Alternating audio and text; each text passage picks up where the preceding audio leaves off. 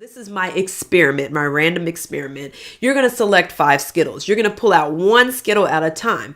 Every time you pull out a Skittle, that's called a trial. That is a particular trial.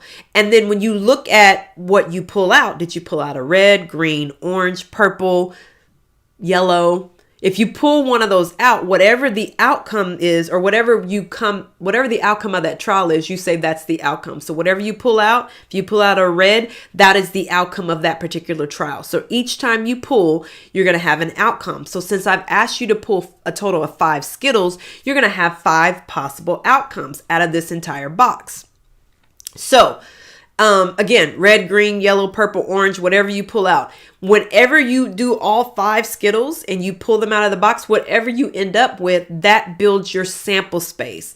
That is your sample that you can use for other things. So like when they're doing like medical experience or medical trials. Now, I don't want you to confuse medical trials with this particular word trial, but basically what they do is you notice it starts off as a large group of people. And then as outcomes start to happen, they start to get to this small group and they say, hey, we noticed with this small sample space, these things were good, these things were good, these things were good, or these things were bad. So you start big with a box of Skittles, and then as you perform your trial, you end up with a set of outcomes, and that set of outcomes is called your sample space. So if you look at this particular example on the screen, notice you could get all reds, right? You could pull 5 reds. You could do red, green, red, green, red. You could, I know the yellow is hard to sing, but you could do yellow, yellow, yellow, red, and orange. There's so many different possibilities out of all of these trials.